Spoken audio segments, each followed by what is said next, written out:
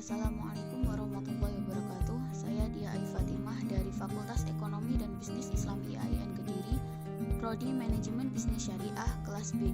Di sini saya akan menjelaskan materi mengenai nasik dan mansuk dalam Al-Quran. Video ini dibuat untuk memenuhi tugas mata kuliah studi Quran. Materi yang akan saya bahas yaitu pertama, pengertian nasik dan mansuk. Kedua, syarat-syarat nasik mansuk. Ketiga, pedoman mengetahui nasik mansuk. Keempat, pembagian dan macam-macam nasik dalam Al-Quran. Pengertian nasik dan mansuk. Pengertian nas secara etimologis memiliki beberapa pengertian, yaitu penghapusan atau pembatalan, al-izalah atau al-ibtal, pemindahan al-nakhl, pengubahan atau penggantian al-ibdal, dan pengalihan al-tahwil atau al-intihal. Sedangkan mansuk, isim maf'ul, adalah sesuatu yang dibatalkan, dihapus, dipindahkan, diganti, dan dipalingkan. Sedangkan nas secara terminologis atau istilah mengangkat atau menghapus hukum syarak dengan dalil atau kitab syarak yang lain. Syarat-syarat nasik mansuk. Abu Anwar memberikan batasan beberapa syarat yang diperlukan dalam nasak, yaitu hukum yang mansuk adalah hukum syarak. Nasak hanya terjadi pada perintah dan larangan. Nasak tidak terdapat dalam akhlak, ibadah, akidah, dan juga janji dan ancaman Allah. Dalil yang dipergunakan untuk penghapusan hukum tersebut adalah kitab syar'i yang datang kemudian. Dalil mansuk hukumnya tidak terikat atau dibatasi oleh waktu tertentu, sebab jika demikian hukum akan berakhir dengan waktu tersebut.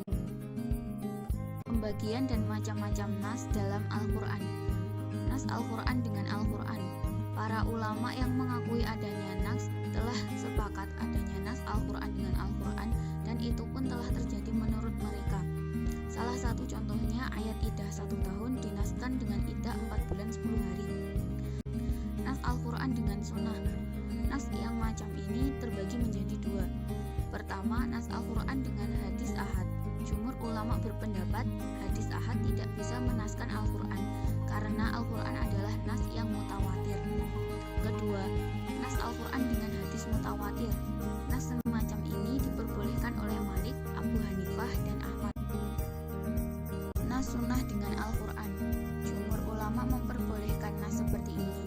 Salah satu contohnya adalah menghadap ke Baitul Maqdis yang ditetapkan oleh sunnah, kemudian ketetapan ini dinaskan oleh Al-Quran dengan firman-Nya, yaitu, sungguh kami sering melihat mukamu menengadah ke langit, maka sungguh kami akan memalingkan kamu ke kiblat yang kamu sukai. Palingkanlah mukamu ke arah Masjidil Haram, dan di mana saja kamu berada, palingkanlah mukamu ke arahnya.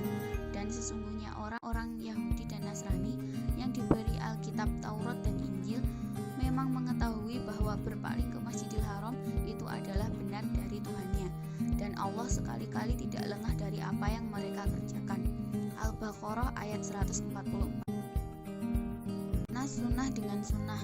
Nas sunnah macam ini terbagi pada 4 macam, yaitu nas sunnah mutawatir dengan sunnah mutawatir, nas sunnah ahad dengan sunnah ahad, nas sunnah ahad dengan sunnah mutawatir, nas mutawatir dengan sunnah ahad.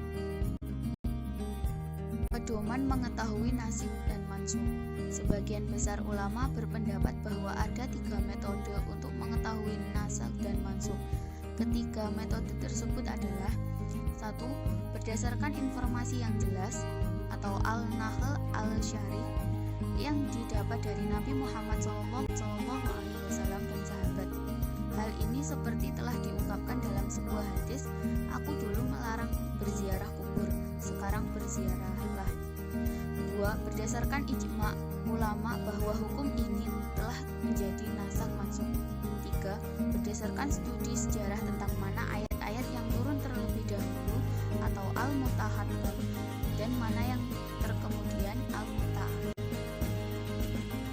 Sekian penjelasan materi yang telah saya sampaikan. Mohon maaf apabila ada salah dalam penyampaian. Wassalamualaikum warahmatullahi wabarakatuh.